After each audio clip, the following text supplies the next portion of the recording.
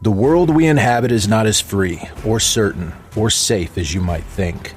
The things that you believe to be unassailably evident are little more than shadows dancing behind a curtain, a masquerade crafted and dutifully upheld by an organization known as the Foundation. The file you are about to hear contains containment procedures, descriptions, testing logs, historical and in some cases first-hand accounts of the anomalous objects the Foundation serves to secure, contain, and protect. Its contents have been thoroughly scrutinized by the Ethics Committee and approved by the O5 Council for release to trusted associates of the Foundation. This is SCP Unredacted.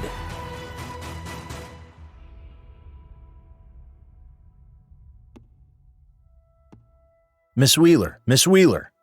Marion Wheeler has just finished a scheduled inspection of SCP-8473 and is about to go for a cigarette. Someone is running up to meet her outside SCP-8473's containment unit. Wheeler recognizes her as Dr. Eli Moreno, a trainee field researcher who joined the Antimemetics Division only 6 months ago. Dr. Moreno, can I help you with something? Moreno interlocks her fingers nervously. She's a full head taller than Wheeler and half her age, with scraggly hair and exceedingly thick glasses. She lacks experience, but she is very smart, and she is learning very fast. In another year, she'll be among the best people the division has or has ever had, and Wheeler is looking forward to that. Wheeler loves nothing more than competent people. Still, as the pause lengthens, that day of competence seems to be in the future. Dr. Moreno, I normally expect my people to get to the point a little quicker than this. There's a stone in the forest behind the site, Moreno blurts. It's monumental. It's like a skyscraper. It blots out the sun. Do you know what I'm talking about? Yes. But I've never seen it before. I don't understand how it's possible that I never saw it. It casts a shadow across the whole site. I mean, was it always there? Yes. Is this because you took your first routine dose of Ops-grade Nestix this morning? Yes. Moreno seems alarmed. That's how it works? Something that big can just be right there and we don't see it? Yeah. Wheeler checks her watch and mentally moves some scheduled commitments around. Extend this smoke break to the rest of the afternoon. Leave the scheduled inspection of SCP-3125 where it is. Review promotion cases after the gym instead of before. Evening meal, at this rate, never. Moreno, suffocating under the weight of follow-up questions, finally asks, "What is it?" Wheeler gestures to her left, down the corridor, indicating that she's about to walk and that Moreno should follow her. "I'll show you." In the database, it's SCP-9429. Moreno hasn't read the entry. She doesn't have access. The stone is a single unbroken 91 by 91 by 147 meter vertical cuboid of ancient, weathered, dark basalt. It sits at a very slight angle, leaning fractionally to the north. Its regular angles clearly mark it as a carved object, a human-made artifact. It rises out of the forest to the east of Site 41 and dominates, not to say obliterates, the views in that direction from the windows of the site's main block. It is, by volume, massively bigger than the site itself, even including its underground extents. It looms. It is absolutely unmissable. The idea that anyone could fail to notice it for any period of time is, Wheeler has to admit, more than a little unnerving. Wheeler leads Moreno up the short forest track to the stone's perimeter, and then right, following its perimeter in its shadow.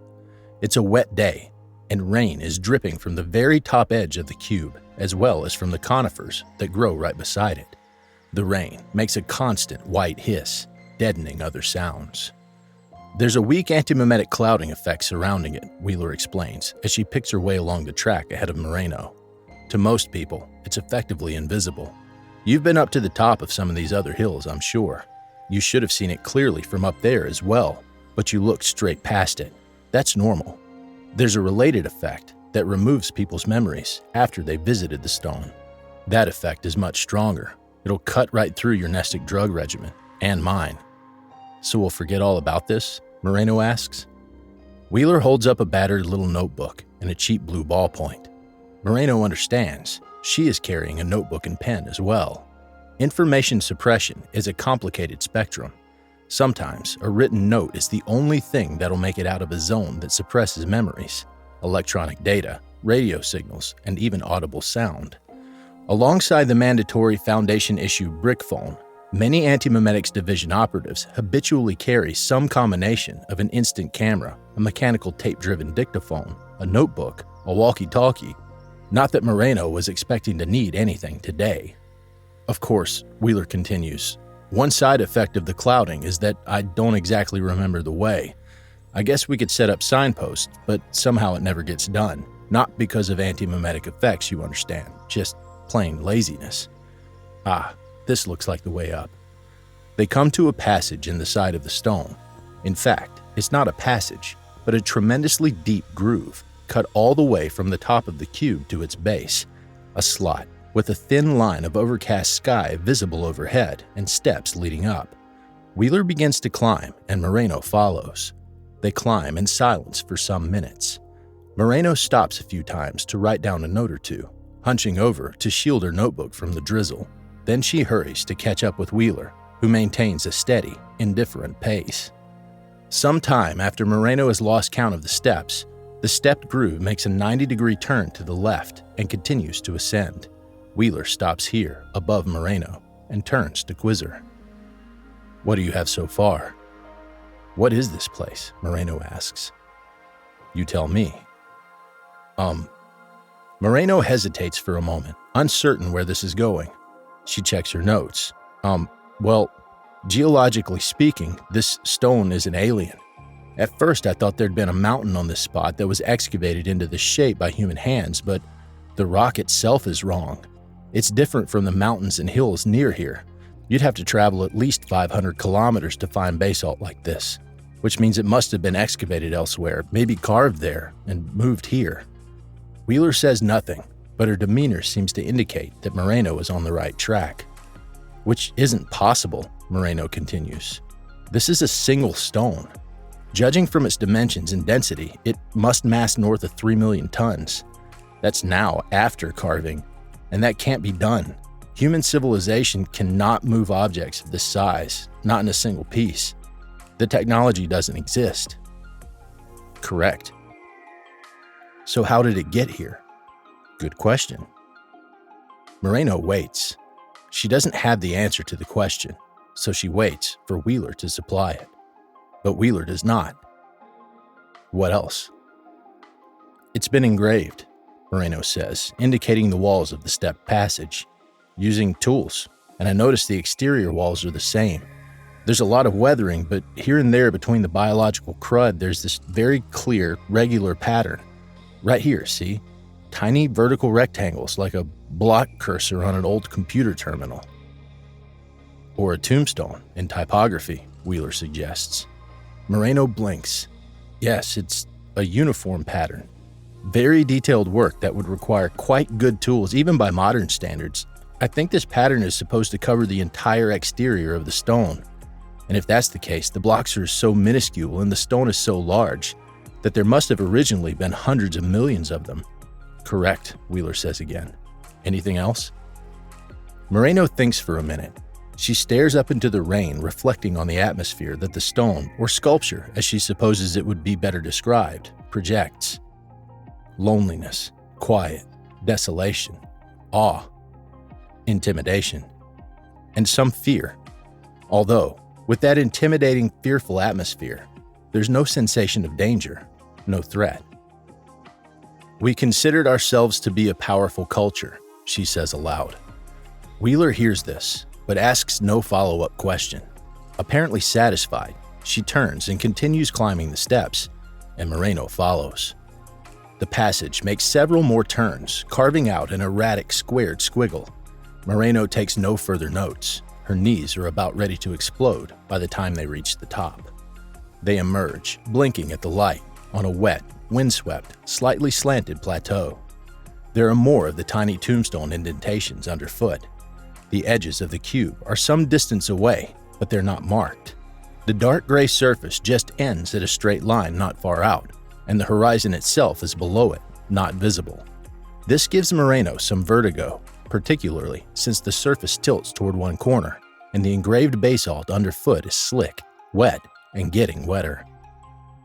There's a small cluster of foundation scientific equipment up here, chunky, weatherproof units stacked up under a canopy. There's a table with a rugged, beaten-up computer terminal switched off. Further away is a diesel generator. Wheeler ignores the equipment and paces away in a different direction, facing away from Moreno and out at the sky, playing with her cigarette lighter, although not actually lighting anything. The lighter is actually a tiny propane burner intended for lighting stoves, given to her by her mother before she died.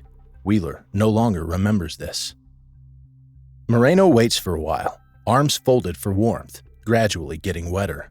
She doesn't seek cover under the canopy because Wheeler hasn't. She senses that something is about to happen. Wheeler is normally quite poised and difficult to read, but she looks apprehensive, upset even. Focused intently on the lighter flame, Wheeler seems to be unable to look her in the eye, as if she doesn't want to push through with the next part of whatever this is actually supposed to be. Orientation? Initiation? Hazing? What was that about getting to the point? It's a memorial, Moreno says.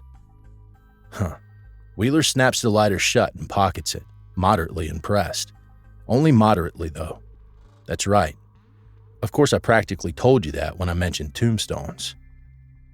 How many anti-memetics wars have there been? That gets her.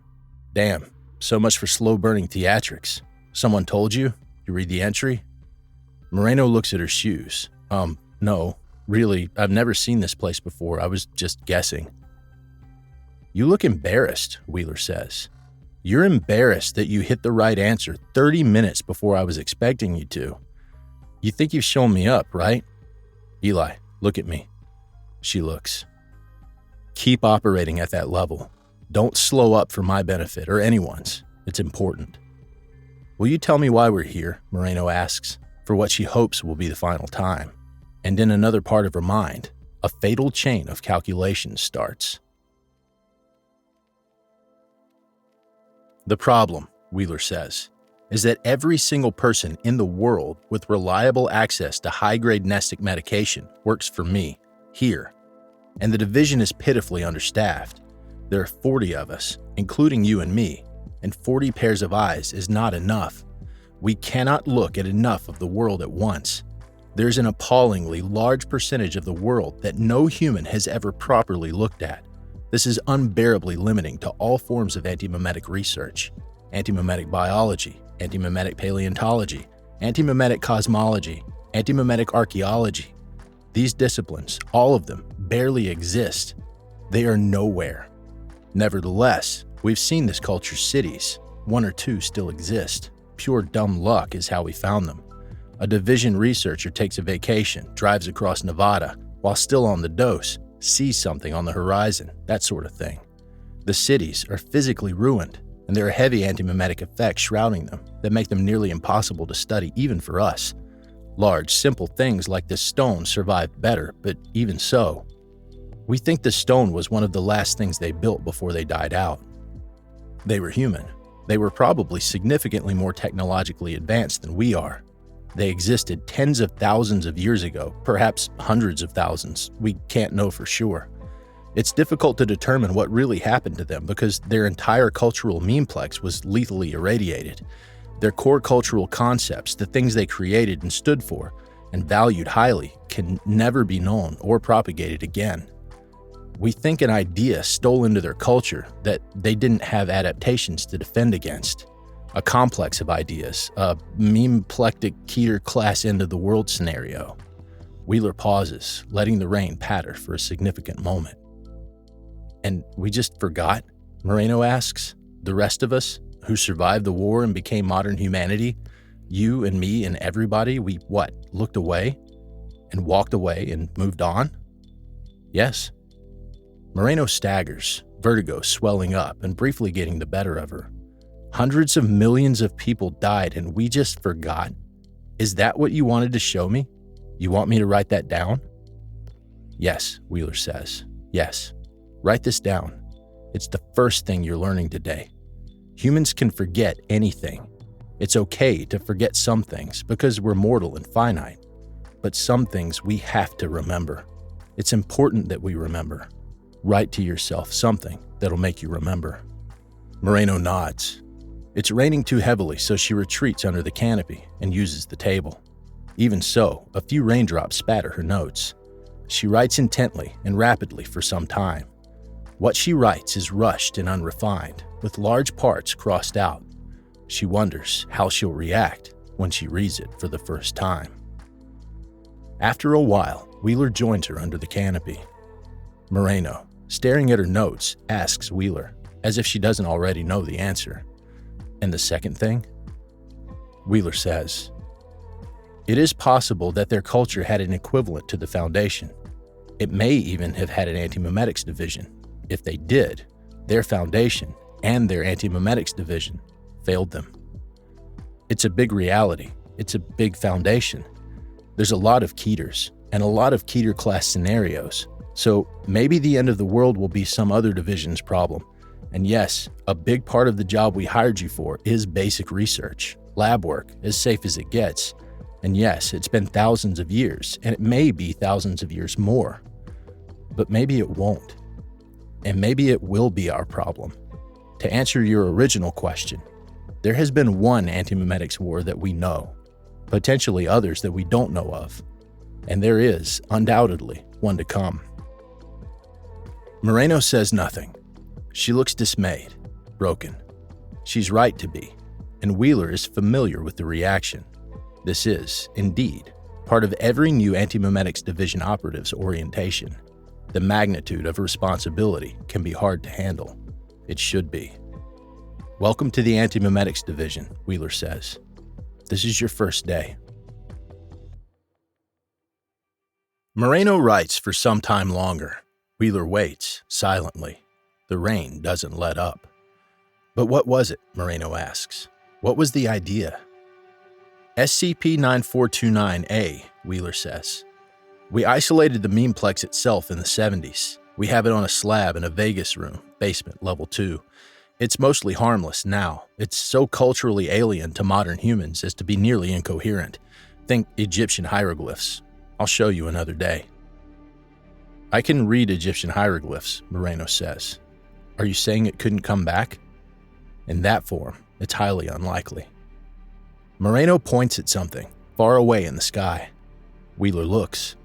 There's nothing out there, just overcast sky and rain. "What do you see?" "Under heavy nestic doses, some people say they see ghosts here. We even have some supposed interview logs. Personally, I think the veracity is dubious." It doesn't look like a ghost. It looks like an anorexic kaiju, a monster, a pillar made of spiders. It's taller than this stone, at least twice as tall. It's coming here. Is this normal?" "No." Wheeler is already racing through the checklist. "What is it?"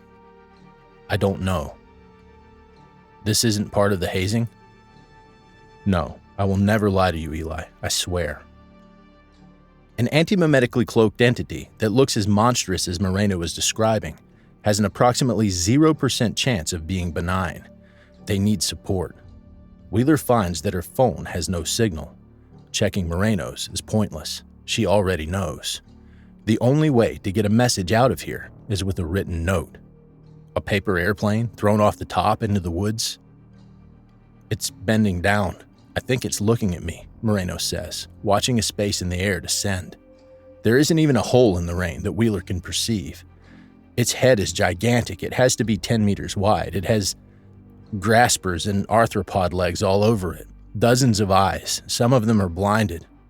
There's someone riding it. "What?" Describe the rider. "Caucasian male, 20s, skinny. Jeans, trainers, dirty brown hair, needs a haircut. He's been shot. He's bleeding out all over, but he doesn't seem to notice. In the liver and again in the throat, just above the clavicle. He's smiling. He says no, that never happened." Wheeler spends a split second wondering whether the gunshot wounds are intentionally creepy detailing or whether the man is genuinely using some kind of advanced antimemetic power to ignore a mortal wound, and, if the latter, how, and how he originally sustained it. But more urgent questions are afoot. He sees you? Yes.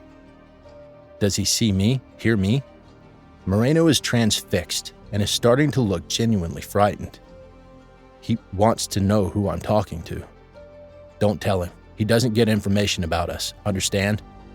Wheeler pulls her walkie-talkie from her waist, sets it to broadcast an emergency beacon, turns and hurls it overarm as far as she possibly can in the direction of the Site-41 main building. With luck, it'll land intact in the forest, outside the suppression zone cast by SCP-9429, summoning a mobile task force. Ask who he is. Moreno is standing very still, with her arms clamped rigidly at her side. Who are you? He says he's nearly finished. He says he's going to kill me. Like hell. Eli, listen to me. We're running for it, back down the steps. If we can get to the perimeter of the stone, it'll flush our memories. I can't move. Wheeler hauls on one of Moreno's arms. She can't be moved. Put one foot in front of the other. It's got a hold of me. Moreno is goggle-eyed and starting to hyperventilate. Wheeler disengages and surveys the situation. She can't see or touch any grasping spider legs, or the monumental face that Moreno can't look away from, or the rider. But she believes Moreno that they're there, real, for some value of real. She clasps one hand to her side, but of course she isn't carrying her sidearm because this is a safe SCP on a safe site, and why would she be? Not that it even makes a difference when this mythical rider is able to laugh off gunshot wounds. There aren't enough options in front of her. She very badly wants to swear and bites down hard on her tongue. Moreno screams. Eli, Wheeler shouts. Don't look at it. Look at me. I can't. You're stronger than this. I'm not, Moreno cries. You're the best we have, Wheeler says. I'm not making that up. You're seeing this thing when nobody else could. That makes you smarter and stronger. You can fight it. Invasion drill. It hates us so much, Moreno says. I can't think through it. I can't see. Please, please don't. Wheeler knocks her out. She circles behind Moreno, plants one hand on her shoulder for stability, and punches her behind the ear. Moreno sags in place, then falls forward to her knees. Wheeler is just about able to catch her before her skull connects with the ground. But she didn't hit her hard enough. Moreno's unconscious only for a second. She struggles as she comes back. It's like she's waking from a nightmare into another nightmare. She clutches at Wheeler's hand. She can't scream. Her heart stops. Wheeler rolls her over and administers CPR, but without equipment, there's very little chance of her restarting Moreno's heart. Nobody's coming. She didn't throw the walkie-talkie far enough. It's almost 15 minutes before she gives up. And then, Wheeler is collapsed against the wall of the passage, on the next to the last step, about to leave SCP-9429's field of influence, trying to figure out what in the fuck she can possibly write to herself. What the hell was that thing? All Moreno did was think of it and it killed her. She was as good as any of us. She was as capable as she was ever going to be, and she wasn't good enough. How do you fight an antimemetic monster that only eats the best antimemeticists?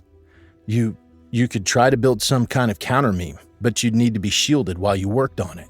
You'd need a hermetically sealed, self-sustaining lab as big as an arcology, like the ones Bart Hughes used to build, like the one under Site-41. God, how long have we been fighting this thing? There's a rustling behind her. She turns to look. Far away, up the steps, there he is, the rider Moreno described.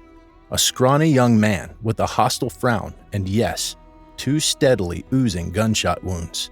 His shoes are soaked in blood. He calls out, "Marion Wheeler, I owe you for the lake." Wheeler stands up. She doesn't know what lake he's talking about, but she says nothing. The rider gestures. Blue and brown and black spiders of all sizes cascade around the corner, flooding the passageway up to his knees, pouring over his shoulders, tumbling down towards Wheeler. They make a strange organic rustling as they pour, like wet leaves. There must be millions of them. The spiders would probably be much more effective if she was at all afraid of them. It's too bad. She's just learned a great deal about this entity, that they have history together, and that it personally dislikes her, and that it apparently has a humanoid mouthpiece and a lousy imagination. But she has only a second before the cascade of arachnids overcomes her, and that's not enough time to even write a single word. Moreno's death, then, was for nothing. She steps backwards over the threshold. The rain is finally easing off. Wheeler lights a cigarette and heads back to the main building. It's almost time for her scheduled inspection of SCP-3125.